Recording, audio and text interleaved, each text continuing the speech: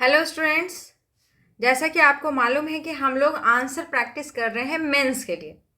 और आज जो टॉपिक लिए हैं वो आप ही लोगों की डिमांड पर लिया गया है, लिच्छवी और उनका गणतंत्रात्मक गठन। ये टॉपिक से आप लोगों को मटेरियल नहीं मिल रहा था, इसीलिए इस पर थोड़ा हमको मेहनत करना हुआ। हम किए। आज जो है वो क्वेश्चन सॉल्व नहीं कर रहे हैं। आज हम लोग लिच्छवी और उनका गणतंत्रात्मक गठन जो है उस पर जो भी नोट्स हम लोग तैयार कर सकते हैं वो काम कर रहे हैं। आपको हम कहे हैं 2 कॉपी आपको बनाना है। एक में आपको सिलेबस के हिसाब से इसके बारे में जितना कुछ हम लोग इकट्ठा कर सकते हैं उसको हमको लिखना होगा, ठीक है। जैसे कि इसका जो भी कार्य प्रणाली कैसा था, न्यायिक संगठन इनका कैसा था, इनकी राजधानी के बारे में, पतन कैसे हो गया, सब कुछ जितना कुछ इकट्ठा कर सकते हैं सबको हम लोग उस पर्टिकुलर कॉपी पे लिखेंगे, जिसको हम लोग नोट्स कॉपी कहेंगे। और दूसरे में हम लोग क्वेश्चन प्रैक्टिस करेंगे, और जिसमें हम लोग इससे रिलेटेड कितने क्वेश्चंस पहले एग्जाम में पूछे गए हैं और आने की संभावना है उसको हम लोग उसमें नोट डाउन करेंगे, और उसी में प्रैक्टिस करेंगे कि क्वेश्चन जिस आधार से पूछेगा, जितना पूछेगा इस मटेरियल में से हम उतना ही उधर जा करके लिखेंगे उसमें, ताकि मेरा आंसर क्वेश्चन के अकॉर्डिंग सही हो सके, ठीक है। इसलिए आज का जो सेशन है उसमें हम लोग मटेरियल इकट्ठा कर रहे हैं, हर पहलू को देखेंगे, समझेंगे कि लिच्छवी और उसका जो गणतंत्रात्मक गठन है वो कैसे है, कैसे काम करता था, कितना इसके पास न्यायिक प्रणाली क्या था, इसका कार्यपालिका इसकी कैसी थी, जो भी था सबको हम लोग इसी में लिखेंगे और नोट्स तैयार करेंगे, ठीक है। पहले देख लेते हैं कि मेंस में हमारा जो सिलेबस है उसमें ये कहाँ लिखा हुआ है, ठीक है। तो चलिए पहले सिलेबस देख के आते हैं। ये रहा अपना सिलेबस। पेपर 3 है, इतिहास और भूगोल दोनों रहता है, 100 मार्क्स का रहता है। तो देखिए यहाँ पे जो टॉपिक है ना, लिच्छवी और उनका गणतंत्रात्मक गठन, यहाँ आपको प्राचीन काल में पढ़ना है। और प्राचीन काल को थोड़ा ध्यान से चलिए, बहुत अच्छे अच्छे क्वेश्चंस पूछे जाते हैं और लिखना भी अच्छा रहता है प्राचीन काल को। तो मेरे हिसाब से अगर मार्क्स अच्छा लाना है तो प्राचीन काल को हम लोगों को लेके चलना चाहिए। तो यहाँ लिच्छवी और उनका गणतंत्रात्मक गठन हम लोग को मेंस के सिलेबस में दिया हुआ है, इसलिए हम लोग पढ़ रहे हैं, ठीक है। चलिए आगे बढ़ते हैं। चलिए एक क्वेश्चन मिला है हमको जो आपको देखना चाहिए कि अगर हम किसी टॉपिक को ध्यान से पढ़ते हैं तो उससे 2 नंबर का जो यहाँ प्रश्न पूछना है ना, जो हम लोग को 10 क्वेश्चंस पूछेगा उसको भी हम सॉल्व कर सकते हैं। क्योंकि यहाँ एक क्वेश्चन पूछा है कि किसने मगध साम्राज्य में वज्जी गणसंघ को हराकर आत्मसात किया था, ये क्वेश्चन है ना। तो ये था अजातशत्रु, ठीक है। ऑप्शन डी इसका आंसर होगा। और ध्यान से देखिए, थोड़ा हम क्वेश्चन को बड़ा कर देते हैं। हाँ, तो यहाँ आप क्वेश्चन को ध्यान से देख पा रहे हैं कि अगर हम लोग वज्जी गणसंघ को, लिच्छवी को ध्यान से पढ़े तो इस टाइप का जो क्वेश्चंस हैं जो कि ऑब्जेक्टिव टाइप है, हम उसको भी सॉल्व कर पाएंगे। तो इसमें सही आंसर तो अजातशत्रु है, क्योंकि वही जाएगा अपना मंत्री को भेजेगा और फूट डलवाएगा, और उसके बाद हम लोग पूरा कहानी को अभी पढ़ेंगे, लेकिन उसके बाद ही पतन हम लोग जनरली, मैं पहला कारण में तो यही मानते हैं। तो इसका मतलब है कि हम लोग कोई भी टॉपिक को सिर्फ और सिर्फ यह ना सोच करके पढ़े कि हमको इसको आंसर राइटिंग करना है, इतना अच्छा से समझ के पढ़िए कि जब उससे ऑब्जेक्टिव टाइप भी पूछा जाए ना तो आप उसका आंसर कर पाए, ठीक है। चलिए शुरू करते हैं। तो जैसे हम पहले भी आप लोग को कहे हैं कि हम लोग कोई भी आंसर या तो किसी स्टेटमेंट के साथ, कोई महान व्यक्तित्व हो उनका स्टेटमेंट के साथ, या किसी भी इतिहासकार के स्टेटमेंट के साथ हम लोग क्वेश्चन को शुरू करते हैं। और अगर नहीं मन है तो आप सिंपल भी शुरू कर सकते हैं। तो सबसे पहला हम लिखे हैं कि जब तक वज्जी अपनी सभ्यताएं एकता के साथ करेंगे, जब तक वे बड़ों का सम्मान करेंगे और जब तक वे अपनी परंपराओं को नहीं बदलेंगे, तब तक उन्हें जीत पाना किसी के लिए संभव नहीं है। ये गौतम बुद्ध का कथन था, ठीक है। इसीलिए हम इसको यहाँ लिखे क्योंकि गौतम बुद्ध आपको इसके साथ भी जुड़ते हुए नजर आएंगे, ठीक है। लिच्छवी के साथ आपको गौतम बुद्ध जुड़ते हुए नजर आएंगे। इसीलिए वैशाली के साथ तो आप जानते हैं कि वैशाली यहाँ में वो जनरली जाया करते थे, ठीक है। तो उनका बहुत सारा सभा भी आप पढ़े हैं वहाँ। तो उसी हिसाब से आप इतना जानिए कि गौतम बुद्ध का कथन मायने रखता है। तो जब तक वज्जी अपनी सभाएं एकता के साथ करेंगे, जब तक वे बड़ों का सम्मान करेंगे और जब तक वे अपनी परंपराओं को नहीं बदलेंगे, तब तक उन्हें जीत पाना किसी के लिए संभव नहीं है। अब आंसर शुरू कीजिए। अगर आपको ये नहीं लिखने का मन है तो आप डायरेक्टली आंसर शुरू कीजिए। प्राचीन भारतीय इतिहास में 6ठी शताब्दी ईसा पूर्व का काल न केवल धार्मिक क्रांतियों के लिए बल्कि राजनीतिक प्रयोगों के लिए भी स्वर्ण युग माना जाता है। इसी कालखंड में उत्तर भारत के मध्य गंगा मैदान में वैशाली के लिच्छवियों ने विश्व के प्रथम सफल गणतंत्र की स्थापना की। लिच्छवी 8 कुलों के संगठन वज्जी संघ के सबसे प्रमुख और शक्तिशाली सदस्य थे। देखिए, अगर आपको समझ में दो वर्ड नहीं आ रहा है, वज्जी और लिच्छवी, तो एक बात समझिए कि वज्जी एक संघ है, ठीक है, ये एक संघ है और उसमें 8 कुल है। 1 2 3 4 5 6 7 8, 8 कुल है। उसमें से एक लिच्छवी है जो कि सबसे शक्तिशाली है और सबसे प्रमुख है, और वैशाली नामक राजधानी पर इसी का कब्जा है, ठीक है। मतलब कि ये 8 कुल एक साथ रहते हैं, एक साथ इनका संगठन बना हुआ है, सब मिलकर काम करते हैं, और ये ही 8 कुल को जोड़ करके आप कहिएगा वज्जी संघ, ठीक है। तो वज्जी संघ को हम समझाने के लिए यहाँ बता दिए हैं कि इसमें क्या है, 8 प्रमुख कुल है, लिच्छवी है, विदेह है, ज्ञात्रिक है, वज्जी है, उग्र है, भोग है, कौरव है और एछवाक है। अब थोड़ा थोड़ा जानकारी सबके बारे में जानिए। लिच्छवी है, उसका मुख्य केंद्र जो है राजधानी उसका वैशाली है। संघ का सबसे शक्तिशाली और प्रमुख सदस्य है ये लिच्छवी। फिर आता है विदेह। विदेह जो है वो मिथिला है, इसका मुख्य केंद्र कहिए या राजधानी इसका मिथिला बताइए। प्राचीन काल से ही विद्वता और दर्शन के लिए यह स्थान प्रसिद्ध है। फिर है ज्ञात्रिक कुल। ज्ञात्रिक कुल का जो राजधानी है वो कुंडलग्राम है, और भगवान महावीर इसी कुल से संबंधित थे, ठीक है। और लिच्छवी आपको याद होगा कि महावीर की माँ लिच्छवी से बिलोंग करती थी। लिच्छवी का जो राजा था चेटक, उनकी बहन थी, है ना, त्रिशला नाम था महावीर की माता जी का। तो आप 2 कुल तो पहले भी सुने हैं, लिच्छवी के बारे आप सुने हैं, ज्ञात्रिक कुल के हमारे भगवान महावीर जी थे। और वज्जी जो है वैशाली का आसपास का इलाका, इस कुल के नाम पर ही पूरे संघ का नाम पड़ा। फिर है एक कुल उग्र। भोगनगर इसका राजधानी है, प्रशासनिक और सैन्य कार्यों में दक्ष है। भोग जो है वो हस्तिग्राम, सामाजिक और धार्मिक अनुष्ठानों में अग्रणी था ये। और कौरव जो है उसका राजधानी है, क्षेत्र केंद्र, और वहीं उसका अपने आस पास में कोई केंद्र था और नाम नहीं बताया है। प्राचीन कुरु वंश के एक शाखा माने जाते थे। और एछवाक जो है इक्ष्वाकु या सूर्यवंशी वंश से संबंधित माने जाते थे। तो आपको बहुत ज़्यादा अगर कभी 8 कुल के बारे पूछा तो इतना बताइए, नहीं तो आप इसको एक लाइन में भी लेके चल सकते हैं कि यहाँ 8 प्रमुख कुल थे, जिसमें लिच्छवी था, विदेह था, ज्ञात्रिक था, वज्जी था, उग्र, भोग, कौरव, एछवाक। एक लाइन में भी इसको हम आंसर लिख सकते हैं। अगर हमको डिफाइन करना हो तो हम इस टाइप से कॉलम बना के भी डिफाइन कर सकते हैं, ठीक है। दोनों में जो आपकी इच्छा हो और जो क्वेश्चन का मांग हो वो दोनों पर ध्यान रखेंगे, ठीक है। जहां एक और उस समय मगध और कौशल जैसे राज्यों में राजतंत्र अपनी जड़ें जमा रहा था, वहीं लिच्छवियों ने एक ऐसी शासन प्रणाली विकसित की जहां सत्ता किसी एक व्यक्ति के हाथ में ना होकर गण या जनता के प्रतिनिधियों के समूह में निहित थी। सोचिए उस समय के बारे में ऐसा बात कह रहा है। बौद्ध ग्रंथ, अंगुत्तर निकाय और जैन ग्रंथों में लिच्छवियों की इस लोकतांत्रिक व्यवस्था की भूरी भूरी मतलब कि कोटि कोटि प्रशंसा की गई है। भगवान बुद्ध ने भी लिच्छवियों की एकता और उनकी सभाओं की अनुशासन प्रियता को, यहाँ सुधार लीजिएगा, ठीक है, अनुशासन प्रियता को उनकी अजेय शक्ति का मुख्य कारण बताया था। अजातशत्रु से मुलाकात बुद्ध का हुआ था। बुद्ध से बहुत प्रभावित हुए थे अजातशत्रु। तब वो अपने मंत्री को भेजे थे और बोले थे कि जाओ पूछ के आओ कि हमको पास में वज्जी को जीतना है, कैसे जीते। अब भगवान बुद्ध जो थे वो एक साधु थे, वो किसी के विपक्ष में षड्यंत्र नहीं कर सकते थे। उन्होंने उसको ये तो नहीं बताया कि हम उसको कैसे हरा सकते, लेकिन वो बताए कि उन लोगों का जो संगठन है वो एकता का राज क्या है। तो वो बताए थे कि 7 सूत्र वो लोग मान के चलते हैं, वही 7 सूत्र उन लोगों को इकट्ठा किए हुए हैं, और जब तक वो लोग इसको फॉलो कर रहा है तब तक उसको कोई हरा ही नहीं सकता, ऐसा बात वो बताते हैं। और उसमें जो उसका मंत्री होता है अजातशत्रु का वशकार, उसको समझ में आता है कि अच्छा ये 7 चीज़ के चलते ये जुड़ा है, अगर हम ये 7 में ही हटा दे, ये 7 जो काम ये लोग करके इकट्ठा है हमको उसी को हटा दे अगर, तो मेरा काम बन जाएगा, ठीक है। तो फिर हम लोग उस कहानी को भी रिलेट करेंगे, लेकिन यही कहानी है, ठीक है, समझ में आ गया होगा। अब हम लोग लिखेंगे ऐतिहासिक साक्ष्य। ऐतिहासिक साक्ष्य मतलब कि कहाँ कहाँ से हम लोगों को इसके बारे में जानकारी मिला है, बहुत इंपॉर्टेंट पॉइंट होता है। आपको ऐतिहासिक साक्ष्य लिखना पड़ेगा, 40 मार्क्स में आ रहा है तो। और अगर नहीं भी आ रहा, शॉर्ट नोट्स में भी लिख रहे हैं तो भले इसको थोड़ा आप शॉर्ट करके लिखेंगे, लेकिन बताएंगे जरूर ऐतिहासिक साक्ष्य, ठीक है। तो सबसे पहला है बौद्ध ग्रंथ या पाली साहित्य।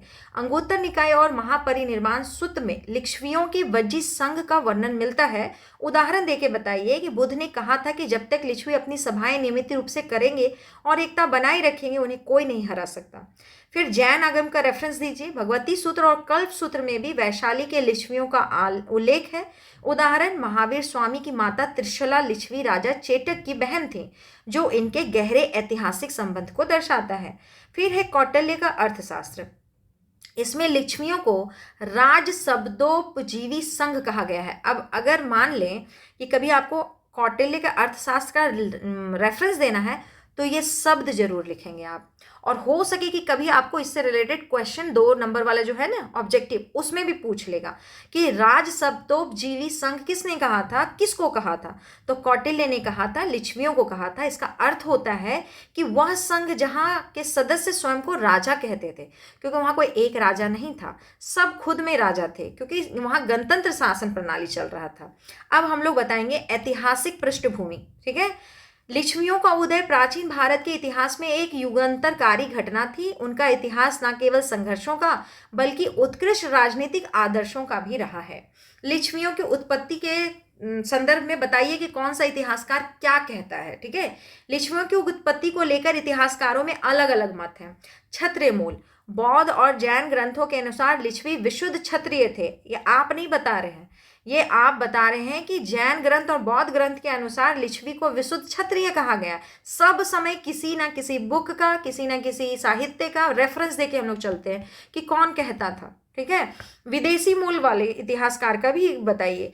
विदेशी मूल के कुछ इतिहासकार जैसे डॉक्टर स्मिथ इन्हें तिब्बती या ईरानी मूल के मानते थे, लेकिन भारतीय परंपरा में इन्हें व्रात्य क्षत्रिय कहा गया है। फिर सूर्यवंशी संबंध, कई पुराणों में इन्हें सूर्यवंशी इक्ष्वाकु वंश से संबंधित माना गया है। ये हो गया, आप बता दिए ऐतिहासिक पृष्ठभूमि। कुछ इतिहासकार इसका इतिहास को किस तरह से रिलेट करते हैं।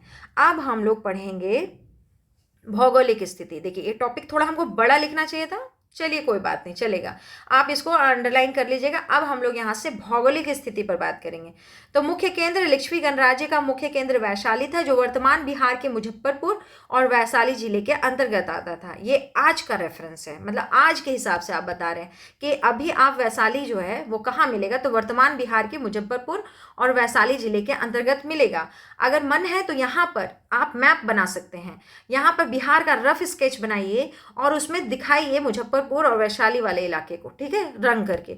अगर मैप ऐड करना चाहते हैं तो कीजिए। अब देखिए प्राकृतिक सीमाएं बताइए। इसके दक्षिण में गंगा नदी बहती थी, जो मगध और वज्जी संघ को अलग करती थी। ठीक है, गंगा नदी का दोनों का बाउंड्री शेयर करने और दोनों लड़ते भी रहते थे। ठीक है, तो उसके लिए गंगा नदी एक तरह से क्या था, बाउंड्री था इन लोग का। इसके उत्तर में नेपाल की तराई हिमालय का क्षेत्र स्थित था।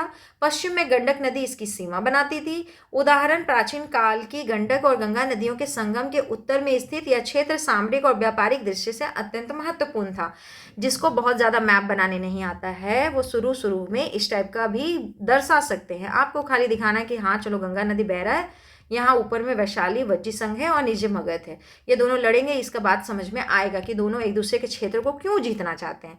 अगर आपसे बहुत अच्छा मैप नहीं बनता है तब का ये ऑप्शन है। ठीक है, इसमें भी आप और नेपाल की तरह ये सब गंगा गंडक नदी ये सब भी इसमें दर्शा सकते हैं। जैसे आप सजाना चाहते हैं अपनी कॉपी को सजाइए, जितना अच्छा से रिप्रेजेंट कीजिएगा उतना अच्छा मार्क्स मिलेगा। ठीक है, जिसको मैप नहीं बनता है, थोड़ा बहुत दिक्कत होता है, शुरुआती समय में चल रहे हो, इस टाइप का बनाइए।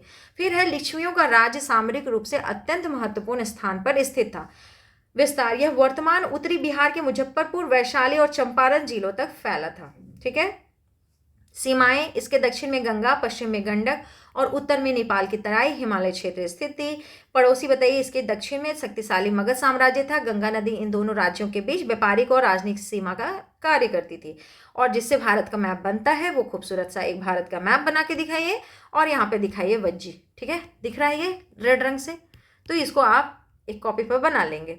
अब हम लोग देखेंगे वैशाली की महत्ता। वैशाली क्या है, उन लोगों का राजधानी है, तो वैशाली की महत्ता कुछ बता के चलेंगे अगर पूछता है तो। अगर नहीं पूछता तो शॉर्ट में बता के चलेंगे। ठीक है, क्योंकि 40 मार्क्स में है तो हमको बहुत कुछ बताना तो पड़ेगा ही। वैशाली की महत्ता, सांस्कृतिक और राजनीतिक केंद्र। वैशाली केवल लिच्छवियों की राजधानी ही नहीं थी बल्कि पूरे वज्जी संघ का हृदय स्थल थी, राजनीतिक केंद्र के रूप में। पूरा वज्जी का हृदय स्थल या उसका पूरा राजधानी है वैशाली। लोकतंत्र का उद्गम, वैशाली दुनिया की पहली ऐसी जगह थी जहां वंशानुगत राजा की जगह निर्वाचित प्रमुख का शासन था। संघ का नेतृत्व, ये हम लोग क्या कर रहे हैं, सांस्कृतिक और राजनीतिक केंद्र के तौर पर वैशाली की महत्ता का गान कर रहे हैं आप। वज्जी संघ के 8 कुलों में लिच्छवी सबसे प्रभावशाली थे, इसलिए वैशाली ही पूरे संघ की गतिविधियों का संचालन केंद्र थी। लिच्छवी वज्जी संघ का हृदय था। वज्जी एक राजनीतिक गठबंधन था, जबकि लिच्छवी उसकी मार्गदर्शक शक्ति थी। इस टाइप से एक कथन है, इसको हम कथन को कोट किए हैं यहाँ पर, आप भी कोट कीजिए, इतिहासकार का कथन है ये। लिच्छवी वज्जी संघ का हृदय था। वज्जी एक राजनीतिक गठबंधन था, जबकि लिच्छवी उसकी मार्गदर्शक शक्ति थी। ये बात हम यहाँ बोले हैं, कहीं पर आप उसको अगर और कहीं आप इसको ऐड करना चाहते हैं आराम से कीजिए। वैशाली की महत्ता सांस्कृतिक और धार्मिक केंद्र के रूप में, ठीक है, अभी आप बताए थे सांस्कृतिक और राजनीतिक केंद्र के रूप में, अभी आप बता रहे हैं सांस्कृतिक और धार्मिक केंद्र के रूप में। तो धार्मिक संगम, वैशाली जैन धर्म के 24वें तीर्थंकर महावीर, भगवान महावीर की जन्मस्थली कुंडलग्राम थी। बुद्ध का जुड़ाव भी बताइए, कितना अच्छा जगह था कि यहाँ बुद्ध भी जुड़े हैं, जैन भी जुड़ा हुआ है, ठीक है। महात्मा बुद्ध ने यहाँ कई वर्षा काल बिताए थे। प्रसिद्ध गणिका आम्रपाली वैशाली की ही थी, जिसे बौद्ध संघ को अपना आम्रवन दान में दिया था। बौद्ध संघ को जो आम्रपाली थी वो आम्रवन दान देती हैं, ठीक है। वैभवशाली नगर के बारे में बताइए। जातक कथाओं के अनुसार वैशाली 3 दीवारों से घिरा एक समृद्ध नगर था, क्योंकि फिर उत्तर में तो उसको हिमालय ही प्रोटेक्शन दे रहा था, जिसमें हजारों प्रसाद यानी कि हजारों महल थे, कमल के तालाब थे और सुंदर उद्यान थे। ये आप उसकी सुंदरता बता रहे हैं। अब आप बताइए गणतंत्र प्रशासन प्रणाली, और इसमें सबसे पहले हम लोग कार्यपालिका के बारे में बात करेंगे, फिर जा करके हम लोग इसके न्यायपालिका के बारे में बात करेंगे, ठीक है। गणतंत्र प्रशासन प्रणाली अब हम लोग समझाना शुरू किए हैं। लिच्छवियों की शासन व्यवस्था आज के आधुनिक लोकतंत्र की याद दिलाती है। लिच्छवियों की शासन व्यवस्था में लोकमत का सम्मान सर्वोच्च था। संस्थागार की रचनाएं इस बात का प्रमाण है। ये डॉक्टर A.S. अल्तेकर का कथन है, इसको हम कथन में कोट किए हैं, इसको आप डब्बे में भी डाल के बहुत अच्छा बना सकते हैं, ठीक है। इसको 2 या 3 4 पार्ट में पार्ट दीजिए और डब्बा बना करके भी इसको कहीं डालिए, अच्छा लगेगा। जैसे भी आप अपनी कॉपी सजाना चाहते हैं, मेरा काम था आपको बता देना। लिच्छवियों की शासन व्यवस्था में लोकमत का सम्मान सर्वोच्च था। संस्थागार की रचनाएं इस बात का प्रमाण है। ये डॉक्टर A.S. अल्तेकर का कथन है। इसकी कार्यप्रणाली सामूहिक उत्तरदायित्व और चर्चा पर आधारित थी, ठीक है। सबसे पहला था राजा, ठीक है। जैसे आज आप देखते हैं ना प्रधानमंत्री, फिर पूरा सिस्टम देखते हैं, उसी प्रकार से समझ के अपने माइंड में चलिएगा। सबसे पहला है राजा। लिच्छवी गणराज्य में राजा का पद वंशानुगत नहीं था। जैसे आज आपके मुख्यमंत्री प्रधानमंत्री चुन के आते हैं, ठीक उसी प्रकार से यह राजा भी चुन के आया करता था। ये नहीं कि राजा का बेटा राजा बनेगा। लिच्छवी गणराज्य में राजा का पद वंशानुगत नहीं था, राजा का बेटा राजा नहीं बनता था। जातक कथाओं के अनुसार वैशाली में 7,707 राजा थे। यहाँ राजा शब्द का अर्थ केवल शासक नहीं बल्कि उन कुलीनों से था, मतलब उन बड़े लोगों से था जिन्हें शासन करने का अधिकार प्राप्त था। राजा अपने क्षेत्र का प्रशासन देखता था और केंद्र परिषद का सदस्य होता था, ठीक है। अब अगला है संस्थागार। संस्थागार आप एक तरह से समझ लीजिए आज का संसद। ये सर्वोच्च संस्था है, लोकतंत्र की जननी है, और इसका कार्यप्रणाली समझेंगे, ठीक है। इसी तरह से पॉइंट वाइज आंसर देंगे, ज़्यादा मार्क्स मिलेगा। सर्वोच्च संस्था या लिच्छवियों की संसद थी। वैशाली में एक विशाल भवन था जिसे संस्थागार कहा जाता था। लोकतंत्र की जननी, राज्य के सभी महत्वपूर्ण निर्णय, चाहे वे युद्ध हो, संधि करना हो या कर से संबंधित कोई भी मुद्दा हो, यही सामूहिक चर्चा के बाद जो फैसला होता था वो लिया जाता था। कार्यप्रणाली, बैठक शुरू होने के लिए कोरम गणपूर्ति। आज भी हम लोग कोरम फॉलो करते हैं। अगर लोकसभा में कोरम पूरा नहीं होता है तो चर्चा नहीं होता है, क्योंकि लोग नहीं आए हैं, तो जितने आए हैं उसी में हम लोग फैसला नहीं लेते हैं। उसी प्रकार से सोचिए उस समय भी था कि अगर कोरम यानी गणपूर्ति अनिवार्य है और नहीं आया है तो उस दिन चर्चा नहीं होगा। चर्चा के दौरान सभी सदस्यों को अपनी बात रखने की पूरी आज़ादी मिलती थी। अब देखिए मतदान प्रणाली के बारे में। मतदान जानिएगा तो बहुत अच्छा भी लगेगा।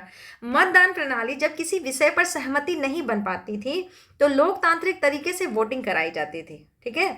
सलाका वोटिंग स्लिप्स था। आज का बैलेट पेपर नहीं है, लेकिन उसी प्रकार से है। जैसे मान लीजिए छड़ी है, उसको डिफरेंट कलर में रंग दिया गया है।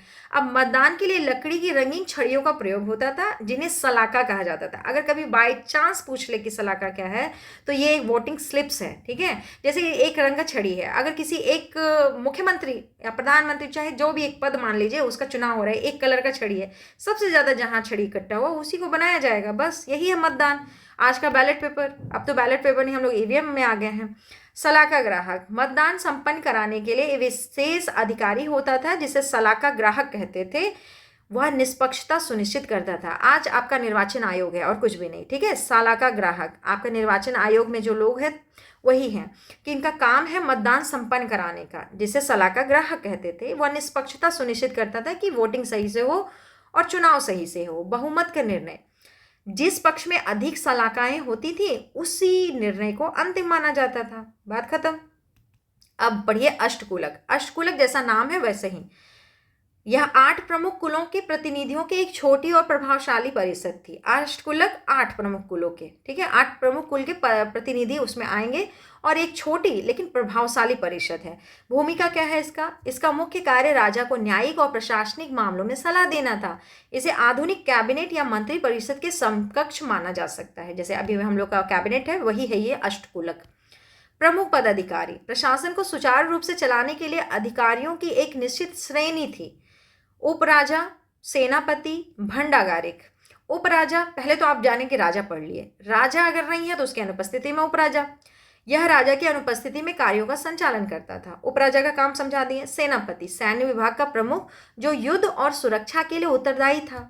फिर भंडागारिक, यह राज्य के कोष और राजस्व का प्रबंधन करता था, ठीक है।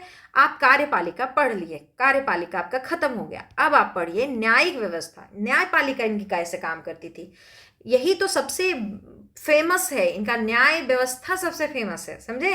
लिच्छवियों की न्यायिक व्यवस्था प्राचीन विश्व की सबसे प्रगतिशील प्रणालियों में से एक थी।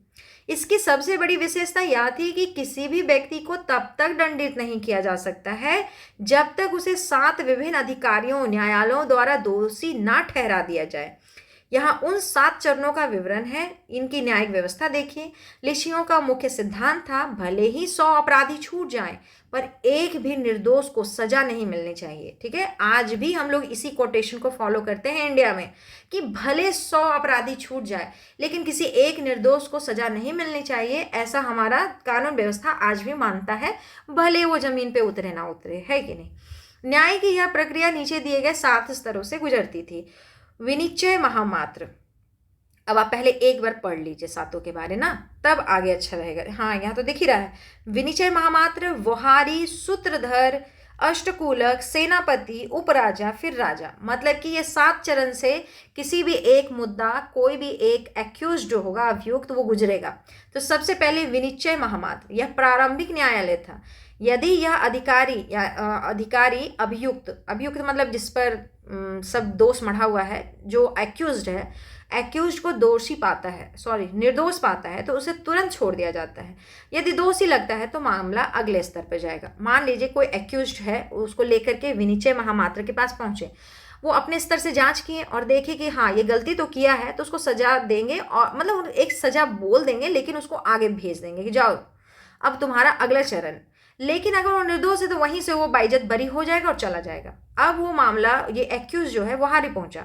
ये कानून के जानकार होते थे, वे कानूनी बारीकियों की जांच करते थे। अब यहाँ मामला अगर सुलझ गया तो ठीक, नहीं तो फिर आगे चलेगा। फिर सूत्रधर, इनका काम कानून की व्याख्या करना और यह देखना था कि अपराध किस श्रेणी में आता है। फिर उसके बाद आता था अष्टकूलक, 8 कुलों की परिषद। यहाँ सामूहिक रूप से साक्ष्यों पर विचार विमर्श होता था। अब यहाँ पर ज़्यादा बड़ा विचार विमर्श हो रहा है, देखा जा रहा है कि मुद्दा उसका कितना गहरा है। फिर आता था सेनापति। अब यहाँ अगर मामला नहीं सुलटा तो सेनापति के पास जाएगा। सेना प्रमुख भी न्याय प्रक्रिया का हिस्सा होता था ताकि सुरक्षा और अनुशासन के पहलू को देखा जा सके। उसके बाद मुद्दा पहुंचेगा उपराजा के पास। राज्य का दूसरा सबसे बड़ा अधिकारी मामले की समीक्षा करता था। फिर मामला पहुंचेगा राजा के पास। अंतिम फैसला राजा द्वारा लिया जाता था। राजा पवेनी पोथक, ये नाम आपको लिखना अनिवार्य है। ऐसा नहीं आप सोच सकते कि हम लिख देंगे राजा एक प्राचीन न्याय की किताब रखता था, परंपराओं के आधार पर दंड देता था। ठीक है, लिख लीजिएगा, कोई बात नहीं, लेकिन ये वर्ड जब यूज़ कीजिएगा ना पवेनी पोथक, तो लगेगा कि हाँ कुछ स्टूडेंट पढ़ के तो आया है कम से कम। तो राजा पवेनी पोथक नामक प्राचीन न्याय की किताब या परंपराओं के आधार पर दंड का निर्धारण करता था। ऐसा नहीं है कि राजा को आज मन हो गया कि हम किसी को बाघ से लड़ते देखना चाहते हैं तो उसको बाघ के आगे फेंक दें, और मन हो गया कि आज उसको फांसी पे लटकता देखना चाहते हैं तो उसको फांसी पे लटका देते हैं। ऐसा नहीं चलेगा। राजा भी न्याय जो करेगा वो एक किताब के अंतर्गत लिखा है कि किस गलती के लिए कितना सजा होना चाहिए, उसी के आधार पर दंड तय होगा। ठीक है, आज भी वही है हम लोग के भारत में कि एक पहले से ही बताया गया है कि कोई ये अगर गलती करता है तो उसको 7 साल का सजा है, कोई ये गलती करता है तो उसको कितना सजा है, सब कुछ पहले से डिफाइन है। ऐसा नहीं है कि कोई जज साहब अपने मन से बोल देंगे कि आज तुम ये सजा ले लो, है कि नहीं, वैसा नहीं चलता था। तो यही है, एक न्याय की किताब के अंतर्गत ये सब काम होता था। राजा भी बाउंडेज में है, ये भी एक बाउंड्री है इनके पास भी। इस व्यवस्था की विशेषता बताइए, थोड़ा सा बता के चलिए, ज्यादा बताने की जरूरत नहीं है। अपील प्रणाली, यह आधुनिक lower court to supreme court की व्यवस्था जैसा था। निष्पक्षता, इतनी लंबी प्रक्रिया के कारण व्यक्तिगत दुश्मनी या जल्दीबाजी में गलत सजा देने की संभावना शून्य थी। जैसे हम लोग मुगल राजाओं को जब हम लोग टीवी पे देखते हैं तो वो राजा अपने घर में लड़के आता है तो वो किसी छोटे से भी गलती पे बड़ा सजा दे देता है ना, और वो बड़ा गलती पे भी अगर खुश है उस दिन तो जाओ हम तुमको छोड़ देते हैं। इस टाइप का कोई जल्दीबाजी में कोई गलत फैसला ना हो जाए, किसी से दुश्मनी निकालने वाला बात है। जब कोई भी चीज़ 7 स्तर से गुजरेगा तो 7 स्तर बहुत लंबा होता है। अगर सच में वो गलती और वो सजा मुकर्रर होना है तभी होगा, नहीं तो ऐसा हम मान के चल सकते हैं कि जब लंबा प्रोसेस होता है तो गलती होने का चांसेस कम होता है। फिर है सामाजिक और धार्मिक स्थिति बताइए। ठीक है, तो हम लोग लिच्छवी समाज का सामाजिक और धार्मिक स्थिति बता रहे हैं। इसको बताते वक्त बताइए कि धार्मिक सहिष्णुता इसका बहुत बड़ा खासियत था, शिक्षा के लिए बहुत प्रसिद्ध था, स्त्रियों की स्थिति बहुत अच्छी थी, जाति व्यवस्था में लचीलापन था, धार्मिक संगम स्थल के रूप में इसको बताइए, जैन धर्म से जोड़िए, बौद्ध धर्म से जोड़िए, कला का व्याख्या कीजिए। ठीक है, तो यही हमको करना है सामाजिक और धार्मिक स्थिति को बताते वक्त। तो इसको जितना खूबसूरती से आप अपनी कॉपी में सजा सजा के बना सकते हैं बनाइए। लिच्छवी समाज बहुत ही उदार और गतिशील था। धार्मिक सहिष्णुता, यहाँ बौद्ध, जैन और वैदिक धर्म एक साथ फल फूल रहे थे। शिक्षा, वैशाली शिक्षा का बड़ा केंद्र था जहाँ कला और राजनीति की शिक्षा दी जाती थी। स्त्रियों की स्थिति, समाज में महिलाओं को सम्मान प्राप्त था। उदाहरण देके बताइए कि आम्रपाली का संघ में प्रवेश और उसका सम्मान। आम्रपाली को समाज में इज्जत था उस समय भी, ठीक है, और उनको संघ में प्रवेश भी मिला था। तो इससे पता चलता है कि स्त्रियों की स्थिति ठीक थी वहाँ। जाति व्यवस्था में लचीलापन, यहाँ मगध की तुलना में वर्ण व्यवस्था उतनी कठोर नहीं थी। समाज में क्षत्रियों का वर्चस्व था क्योंकि क्षत्रिय ही थे जो सुरक्षा देते थे और लड़ाइयाँ लड़ने जाते थे, तो उनका वर्चस्व था। लेकिन व्यापारिक वर्ग और कलाकारों को भी अत्यधिक सम्मान दिया जाता था। लिच्छवी गणराज्य का सामाजिक ढांचा बहुत ही प्रगतिशील और उदार था, ये हम लोग बता रहे हैं उसको। धार्मिक संगम स्थल, वैशाली उस समय की धार्मिक राजधानी थी। ठीक है, जैन धर्म से जोड़ेंगे, बौद्ध धर्म से जोड़ेंगे। यहाँ भगवान महावीर की जन्मस्थली थी जिससे यहाँ अहिंसा और त्याग के आदर्श गहरे थे। महात्मा बुद्ध को लिच्छवियों से बहुत लगाव था। वैशाली में ही उन्होंने महिलाओं को संघ में, बौद्ध संघ में प्रवेश की अनुमति दी थी। कला के बारे में बताइए कि वैशाली अपने वैभव, नृत्यों और उत्सवों के लिए प्रसिद्ध था। बहुत आर्थिक संपन्नता के लिए भी वैशाली बहुत प्रसिद्ध था। प्रसिद्ध गणिका आम्रपाली का सम्मान इस बात का प्रतीक है कि समाज में कला और प्रतिभा को ऊंचा स्थान दिया जाता था। ठीक है, इतना हम लोग उसकी सामाजिक और धार्मिक स्थिति के बारे में बताएं।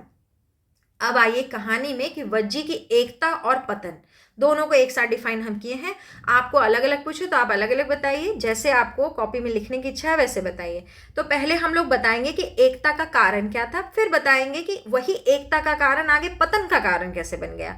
तो एकता के कारण में हम लोग लिखेंगे कि लिच्छवियों की शक्ति का रहस्य उनकी सैन्य क्षमता से अधिक उनकी एकता में छिपा था।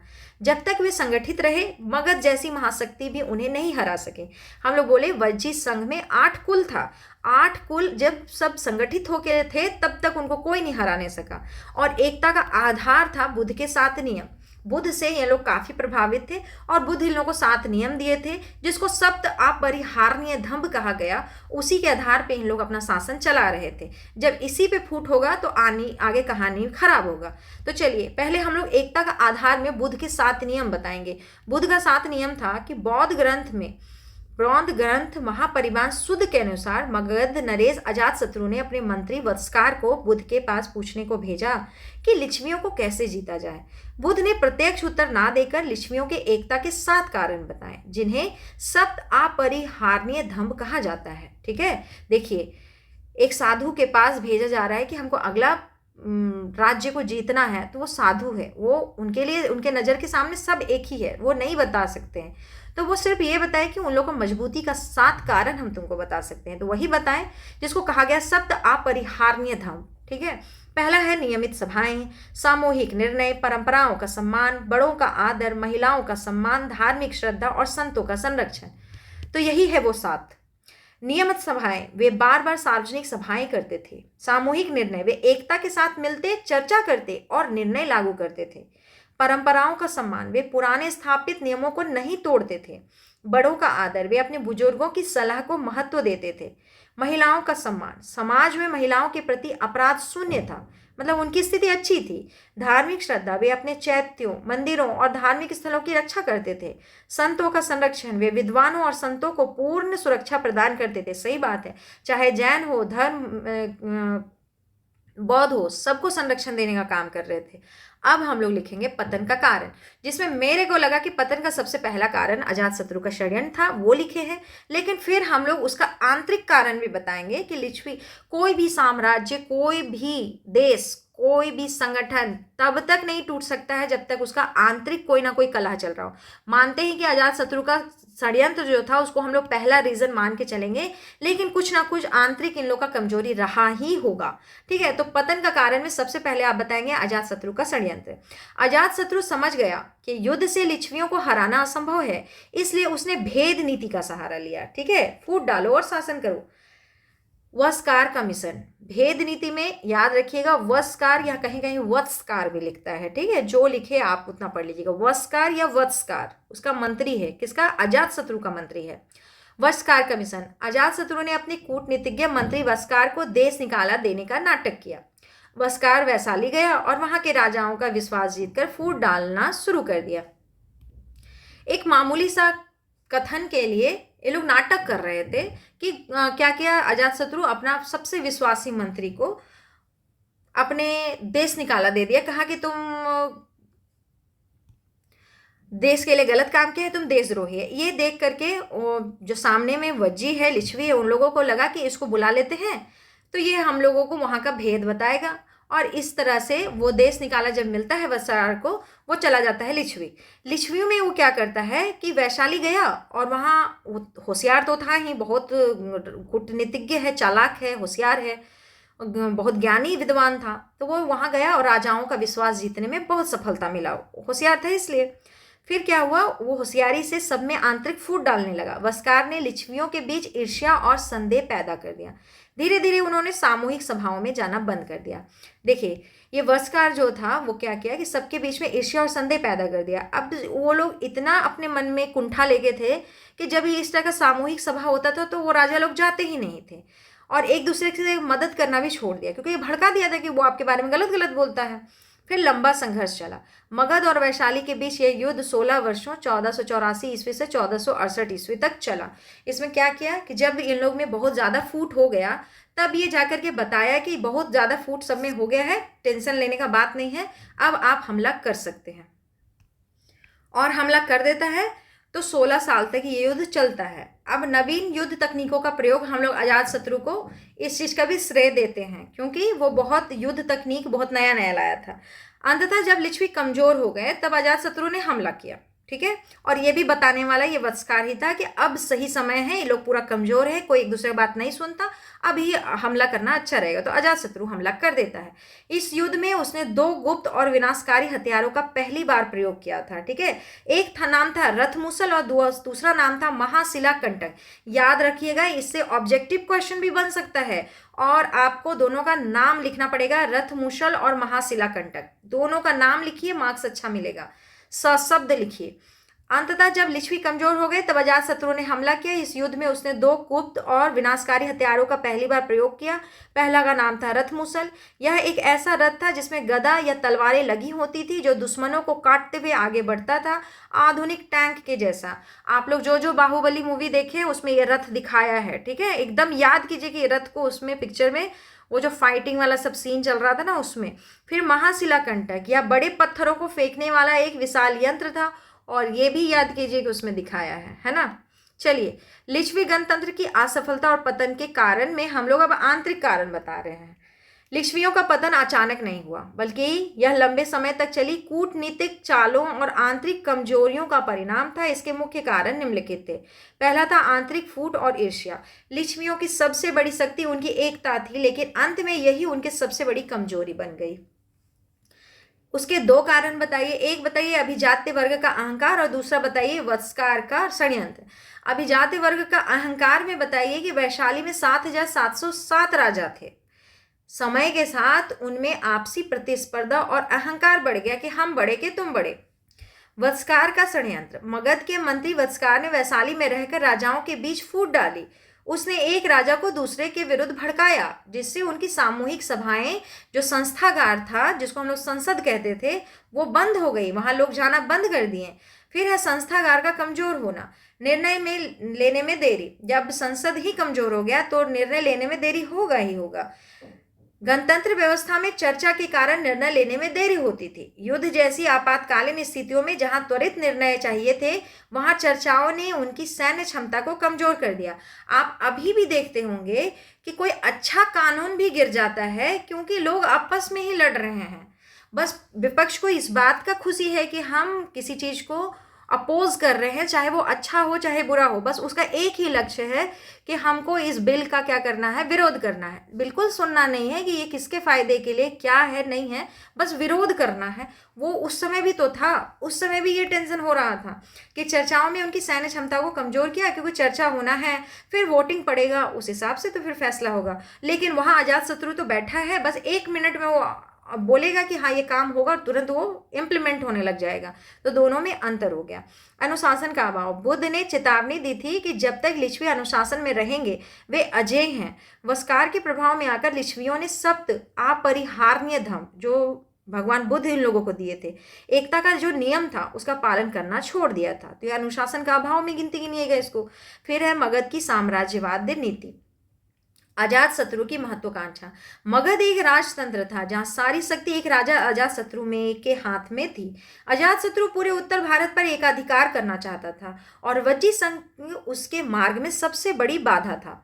संसाधनों की कमी। मगध के पास लोहे की खदानें और विशाल कृषि भूमि थी। आप एरिया देख लीजिए मगध का, आपको याद हो जाएगा कि लोहे के खदान तो हम ही लोग के पास है, जबकि लिच्छवी संसाधनों के मामले में मगध से पिछड़ रहे थे। ठीक है। अब है नवीन सैन्य तकनीक का अभाव। लिच्छवी पारंपरिक युद्ध लड़ रहे थे, जबकि अजातशत्रु ने इस युद्ध में रथ, मूसल और महाशिलाकंटक जैसे अत्याधुनिक हथियारों का प्रयोग किया। इन यंत्रों के सामने लिच्छवियों की सैन्य शक्ति टिक नहीं पाई। अब हम लोग एक इतिहासकार का कथन देके चलेंगे, मार्क्स अच्छा मिलता है। जहां इसको सजाना है, आपकी कॉपी है, आप अपने मन से सजाएंगे। डॉक्टर केपी जायसवाल के अनुसार लिच्छवियों का पतन भारतीय इतिहास की सबसे बड़ी क्षति थी, क्योंकि इसने जनता के शासन का अंत कर दिया। अब है आधुनिक लोकतंत्र के साथ तुलना। देखिए, ये मेरा काम था, हमको ऐसा लगा तो हम इसको जोड़े हैं, ये आपको कहीं मिलेगा नहीं। ठीक है।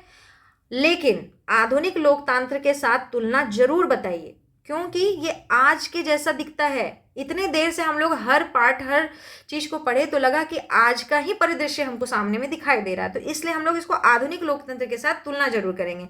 लिच्छवी गणतंत्र और आधुनिक लोकतंत्र में अद्भुत समानताएं देखने को मिलती हैं। संसद और संस्थागार। जैसे आज संसद में कानून बनते हैं, वैसे ही लिच्छवियों के संस्थागार में सामूहिक चर्चा से निर्णय लिए जाते थे। मतदान प्रणाली। आधुनिक बैलेट पेपर की तरह ही उस समय सलाका, जो वोटिंग स्टिक्स हम बोले थे ना, कलरफुल स्टिक्स होते थे, के माध्यम से बहुमत का सम्मान किया जाता था। जो बहुमत आया वही काम होगा। विकेंद्रीकरण। आज की मंत्री परिषद की तरह ही तब अष्टकूलक और विभिन्न पदाधिकारी सत्ता के विकेंद्रीकरण को सुनिश्चित करते थे। अब हम लोग इसके आधुनिक लोकतंत्र के साथ तुलना कर लिए। अब हम लोग बताएंगे कि झारखंड का भी हाल कुछ वैसा ही है। लिच्छवी गणतंत्र और झारखंड की पारंपरिक शासन व्यवस्था एक तुलनात्मक संदर्भ। सुनिए, कौटिल्य अपने किताब में हम लोग के एरिया को भी तो गणतंत्रात्मक के लिए भी बोले थे कि यहाँ गणतंत्रात्मक शासन प्रणाली था। तो इसका मतलब है कि झारखंड में जब आप देखेंगे, मुंडा मान की व्यवस्था देखिए, पढ़ा पंचायत व्यवस्था देखिए, मांझी परगना देखिए, जो भी हम लोग का यहाँ पर शासन पद्धति है वो भी एक तरह से गणतंत्र पैटर्न ही है। तो हम उसको दर्शाएंगे कि ये दोनों में किस तरह से समानता है। प्राचीन वैशाली के लिच्छवियों द्वारा स्थापित गणतंत्र और लोकतांत्रिक मूल्यों की झलक हमें झारखंड की प्राचीन जनजातीय शासन प्रणालियों में भी स्पष्ट रूप से देखने को मिलती है। जिस प्रकार लिच्छवियों ने संस्थागार के माध्यम से सामूहिक निर्णय लेने की परंपरा विकसित की थी, वैसी ही सहभागिता आधारित व्यवस्था झारखंड की पढ़ा पंचायत, मुंडा मानकी और मांझी परगना व्यवस्थाओं का मूल आधार रही है। इन दोनों व्यवस्थाओं में निम्नलिखित समानताएं ध्यातव्य है। लोकतांत्रिक जड़ें बताइए, विकेंद्रीकरण बताइए और सामूहिक स्वामित्व बताइए। तो लोकतांत्रिक जड़ें में हम लोग बताएंगे कि लिच्छवियों की तरह ही झारखंड की जनजातीय व्यवस्थाओं में पद केवल नाम मात्र के वंशानुगत होते थे, जबकि वास्तविक शक्ति अखड़ा या पंचायत की सामूहिक सहमति में निहित होती थी। विकेंद्रीकरण में हम लोग बताएंगे कि लिच्छवियों के अष्टकूलक या परिषद की भांति यहाँ भी पांडे, कोटवार और दीवान जैसे अधिकारियों का पदानुक्रम सत्ता के विकेंद्रीकरण को दर्शाता है। सामूहिक स्वामित्व बताइए। लिच्छवियों में गण का प्रभाव भूमि पर होता था, यानी कि गण लोग जो होते थे उनका स्वामित्व होता था भूमि पर। तो फिर आपके झारखंड में भी तो यही है कि खूंट कट्टी प्रथा जो चलता था वो सामूहिक भू स्वामित्व के लोकतांत्रिक चरित्र से मेल खाता है ना।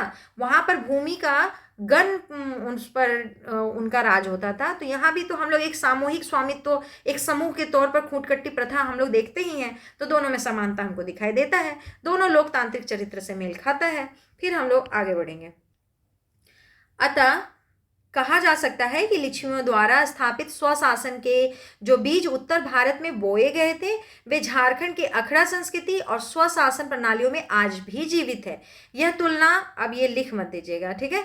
यह तुलना न केवल उत्तर की गहराई बढ़ाती है, बल्कि यह सिद्ध करता है कि लोकतंत्र भारत की प्राचीनतम और स्वाभाविक शासन पद्धति रही है।